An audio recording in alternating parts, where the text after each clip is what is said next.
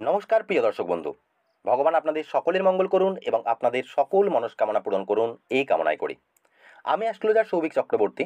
Astro solution with Souvik চ্যানেলটিতে আপনাদের স্বাগত জানাই। আজকে আমাদের আলোচনার বিষয়টি হলো শশ মহাপুরুষ রাজযোগ। এই যোগটি একটি অত্যন্ত শুভ যোগ বলে শাস্ত্রে বলা হয়েছে। খুব অল্প সংখ্যক সৌভাগ্যবান মানুষদের হাতে এই যোগটি কিন্তু দেখতে পাওয়া যায়। এই যোগটি আলোচনার সুবিধার্থে আমি বিষয়টিকে তিনটি পার্টে ভাগ করে দেখাবো। প্রথমেই বলবো এই যোগটি আপনার হাতে রয়েছে কিনা কিভাবে বুঝবেন। দ্বিতীয়ত, এই যোগটি যদি আপনার হাতে উপস্থিত থেকে থাকে তাহলে আপনি কী ধরনের সুফল পাবেন। এবং তৃতীয়ত, এই যোগটি আপনার হাতে রয়েছে অথচ আপনি প্রকৃত অর্থে এর সুফল পাচ্ছেন না, কিভাবে এর সুফল আপনারা পেতে পারেন। এবং আরও একটি কথা বলবো, আপনি যদি নিজের হস্তরেখা বিচার বা জন্মকুণ্ডলী বিশ্লেষণ আমাকে দিয়ে করাতে চাইছেন তাহলে অবশ্যই স্ক্রিনে এবং ডেসক্রিপশনে দেওয়া নাম্বারটিতে যোগাযোগ করে নিতে পারেন। তো চলুন আলোচনাটাকে শুরু করা যাক। শশ মহাপুরুষ রাজযোগ তৈরি হয় শনির দ্বারা। এটি খুবই শুভ একটি যোগ। এই যোগটি আপনার জীবনকে সম্পূর্ণ পরিবর্তন করে দিতে পারে বা আমূল পরিবর্তন করে দিতে সম্ভব। অর্থাৎ বাল্যজীবনে অধিক দুঃখ কষ্ট সংগ্রামে গেলেও মধ্যবয়স থেকে এর সুফল আপনারা পেতে শুরু করবেন। কারণ শনি হলো ডিলে কারক গ্রহ এবং অবস্ট্রাকল কারক গ্রহ। অর্থাৎ শনি দেরি করে ফল দেয় এবং বাধা বিপত্তির কারক। তাই এই যোগ থাকলে শুরুতে আপনার জীবনে অনেক সংঘর্ষ থাকবে, কিন্তু মধ্য বয়স থেকে এর আপনাদের আর্থিক স্থিতির পরিবর্তন অবশ্যই হবে। প্রথমেই বলবো এই যোগটি আপনার হাতে রয়েছে কিনা কিভাবে বুঝবেন। এর জন্য আপনাদেরকে দেখতে হবে হাতের মধ্যমা আঙুলটি, অর্থাৎ মিডিল ফিঙ্গারটিকে।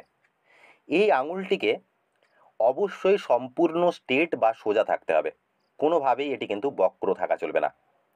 এবং এর সাথে সাথে এই যে তিনটি পর্ব থেকে থাকে, এই তিনটি পর্বের কোনো পর্বে যেন কোনোভাবে এই ধরনের আড়াআড়ি রেখা, যেন ছোটো ছোটো যে আড়াআড়ি রেখা দেখতে পাওয়া যায়, এই ধরনের যেন আড়াআড়ি রেখা না থেকে থাকে। এবং এরপর দেখতে হবে হাতের শনির ক্ষেত্রটি, অর্থাৎ হাতের এই জায়গাটিকে বলা হয় থাকে শনির ক্ষেত্র বা স্যাটার্ন মাউন্ট।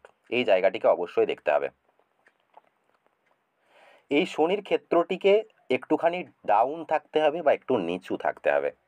এবং তার সাথে সাথে শনির ক্ষেত্রটি যেন কোনো দাগ বা কোনো রেখা দ্বারা যুক্ত না হয়। অর্থাৎ শুভ বা অশুভ কোনো রেখায় শনির ক্ষেত্রে কিন্তু থাকা চলবে না।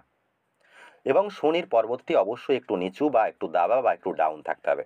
যদি এই সংকেতগুলি 100% মিলে যায় তবে শশ মহাপুরুষ যোগের সম্ভাবনা আপনার রয়েছে। এবার দেখতে হবে হাতের আয়ুরেখা এবং হাতের ভাগ্যরেখাটিকে। হাতের এই রেখাটিকে আমরা বলে থাকি আয়ুরেখা বা জীবনরেখা বা লাইফ লাইন। এবং ভাগ্যরেখা বলতে ভাগ্যরেখা বিভিন্ন মানুষের হাতে বিভিন্নভাবে উৎপন্ন হয়। আপনারা সকলেই জানেন, কারো হাতে মণিবন্ধ থেকে একেবারে শনির ক্ষেত্র পর্যন্ত ভাগ্যরেখা উৎপন্ন হতে পারে, কারো হাতে চন্দ্রক্ষেত্র থেকে উৎপন্ন হয়ে শনির ক্ষেত্রের অভিমুখে চলে যেতে পারে, কারো হাতে শুক্রের ক্ষেত্র থেকে উৎপন্ন হতে পারে, বা যে কোনো জায়গা থেকে অর্থাৎ রাহুর ক্ষেত্র থেকে উৎপন্ন হতে পারে। আবার অনেকের হাতে কিন্তু আয়ুরেখা থেকে উৎপন্ন হয় ভাগ্যরেখা। ভাগ্যরেখাটিকে অবশ্যই আয়ুরেখার মধ্য বয়স থেকে উৎপন্ন হতে হবে। অর্থাৎ আয়ুরেখার মধ্য বয়স থেকে উৎপন্ন হয়ে এটি একদম শনির পর্বত পর্যন্ত চলে যাবে। আয়ুরেখার মধ্য বয়স থেকে উৎপন্ন হয়ে এটি শনির ক্ষেত্র বা শনির পর্বতকে যেন গিয়ে স্পর্শ করে, তাহলেই কিন্তু এটি শশ যোগকে ক্রিয়েট করবে। শশ যোগ ভঙ্গেরও কিছু শর্ত থেকে থাকে। অর্থাৎ এই যোগটি আপনার হাতে উপস্থিত রয়েছে বা আপনার এই সংকেতগুলি মিলছে, তবুও কিছু এমন কিছু আপনার হাতে রয়েছে যেটা এটিকে ভঙ্গ করছে। কী ধরনের হতে পারে? হাতে এই ধরনের সানলাইন থাকলো, এই সানলাইনের সাথে কোনো রেখা এইভাবে সানলাইন থেকে বেরিয়ে শনির ক্ষেত্রের দিকে যদি এইভাবে অভিমুখ করে দেয় বা শনির ক্ষেত্রকে টাচ করে দেয় তাহলে এটি ভঙ্গ হতে পারে। যদি এই বৃহস্পতির ক্ষেত্র থেকে কোনো রেখা শনির ক্ষেত্রের দিকে চলে যায় তাহলেও এটি কিন্তু ভঙ্গ হতে পারে। হাতে নিম্নমঙ্গলের ক্ষেত্র থেকে রেখা বেরিয়ে যদি শনির ক্ষেত্র পর্যন্ত চলে যায় তাহলেও এটি ভঙ্গ হতে পারে। অর্থাৎ যে কোনো জায়গা থেকে যদি রেখা বেরিয়ে শনির ক্ষেত্র পর্যন্ত চলে যায় বা শনির ক্ষেত্রকে স্পর্শ করে তাহলে কিন্তু এই যোগটি থাকলেও এটি কিন্তু আপনার হাতে ভঙ্গ অবস্থায় থাকবে। অর্থাৎ এর কোনো পজিটিভ এফেক্ট আপনারা পাবেন না। এই জায়গাটিকে অবশ্যই, এই জায়গাটিতে কোনো রেখাকে যাওয়া চলবে না, কোনো জায়গা থেকে কোনো ধরনের রেখা যেন এই জায়গায় না যায়। শুধুমাত্র আয়ুরেখা থেকে, আয়ুরেখার মধ্য বয়স থেকে যদি আপনাদের হাতে একটি ভাগ্যরেখা উৎপন্ন হয় শনির ক্ষেত্রকে টাচ করে তাহলেই হবে। তবেই কিন্তু আপনারা শশ মহাপুরুষ রাজযোগের সুফল পাবেন। শশ মহাপুরুষ রাজযোগ কী ধরনের সুফল দিয়ে থাকে? এই রাজযোগটি বা এই যোগটি আপনি মধ্য বয়স বা প্রায় 35 থেকে 40 বছর বয়সের পর থেকে, এই বয়স থেকে আপনারা প্রচুর অর্থ, যশ, খ্যাতি, সম্মান উপার্জন করতে সক্ষম হবেন। এক্ষেত্রে আপনার বয়স হয়তো আজ 25 অথবা 30, বা আপনার বয়স প্রায় 35-এর দাঁড়গোড়ায় বা দুয়ারে। সেক্ষেত্রে কিন্তু আপনি এখনও পর্যন্ত এর বয়সে আসেননি বা এর সুফল আপনি এখন পাবেন না।